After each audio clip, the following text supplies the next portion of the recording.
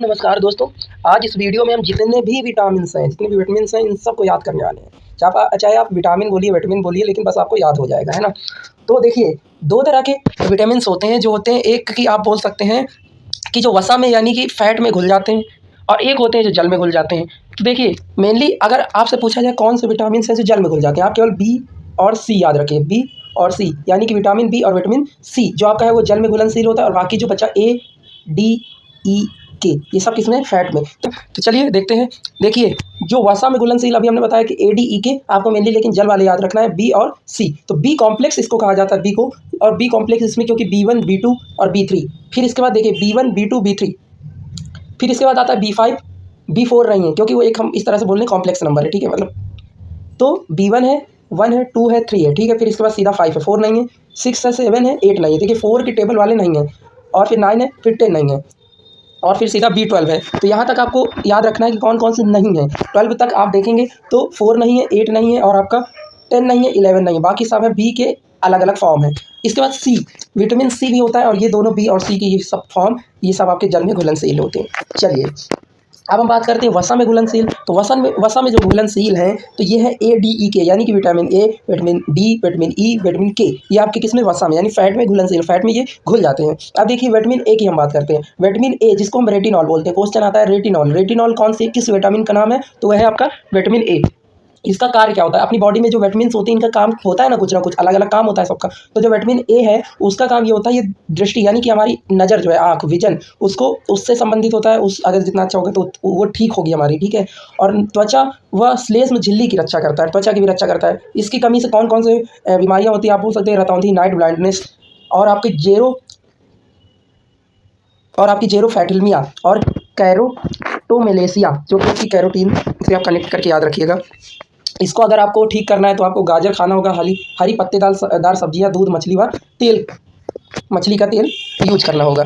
इसके बाद आता है विटामिन डी, क्योंकि हम फैट में जो घुलनशील विटामिन है उनकी बात करें तो ए, डी। अब देखिए डी की हम बात करते हैं तो इसको हम कैल्सीफेरोल बोलते हैं, विटामिन डी का एक और नाम है, और इसका कार्य है कैल्शियम और फास्फोरस का अवशोषण, मतलब एब्जॉर्ब करती है कैल्शियम और फास्फोरस को, हड्डियों को मजबूत करती है। अगर आपका की हड्डियाँ कमजोर हैं तो आपको कौन सा विटामिन डी की मात्रा बढ़ानी होगी। इसकी कमी से बच्चों में रिकेटस और वयस्कों में ऑस्टियोमलेशिया जो रोग होते हैं ये होते हैं। और स्रोत इसके अगर देखें तो सूर्य का प्रकाश में आप बैठिए, मछली का तेल और अंडे का सेवन कीजिए। इसके बाद ADE, अब हम क्योंकि फैट वाले जो फैट में सॉल्यूबल है उनकी बात कर रहे हैं, तो ये है टोकोफेरॉल। देखिए जो आपका डी था वो था आपका कैल्सीफेरॉल, और आपका ई है आपका टोकोफेरॉल। देखिए अब इसका कार्य होता है एंटीऑक्सीडेंट और प्रजनन स्वास्थ्य में हेल्प करता है। कमी से इसकी बांझपन और मांसपेशी में दुर्बलता आ जाती है। इसका स्रोत होता है वनस्पति तेल, अंकुरित अनाज और नट्स। अगर आप नट्स वगैरह खाते हैं, अंकुरित अनाज खाते हैं, तो आपकी बॉडी में विटामिन ई बना रहेगा। विटामिन के की हम बात करते हैं तो विटामिन के का जो कार्य है वो है आपका रक्त का थक्का जमाना। और हाँ, इसका नाम जो है ये आपका फिनोन और आपका मैनाफिनोन। और यहाँ पर अगर आप देखें तो रक्त का थक्का जमाना, अगर आपका जैसे कहीं से कट वट गया तो खून बहुत तेज़ी से बह रहा है, तो वो उसमें जो थक्का जमाने का काम करता है, उसको क्लॉटिंग का काम करता है, वो विटामिन के होता है। जितना कम होगा उतनी जल्दी आपका जो चोट उठ लगेगी वो भरेगी नहीं, एक तरह से क्लॉटिंग। और इसके बाद प्रोथ्रोम्बिन सिंथेसिस का काम करता है। इसमें अगर हम कमी की बात करें तो इसकी कमी से रक्तस्राव, जो खून एक तरह से हेमोरेज की संभावना बढ़ जाती है। और स्रोत है इसके हरी पत्तेदार सब्जी आंतों की बैक्टीरिया भी बनाते हैं, तो आंतों के जो बैक्टीरिया होते हैं ये भी इसको बनाते हैं। अब हम बात करते हैं जल में घुलनशील, जो कि हमारा है बी कॉम्प्लेक्स। सबसे पहले हम बी कॉम्प्लेक्स की बात करेंगे, तो हम यहाँ पे केवल रोग बात करेंगे कौन कौन से होते हैं। देखिए B1 यानी कि थियामीन की कमी से एक से बेरी होता है। B2 रिबोफ्लेविन की कमी से चिलोसिस ग्लॉसाइटिस होता है।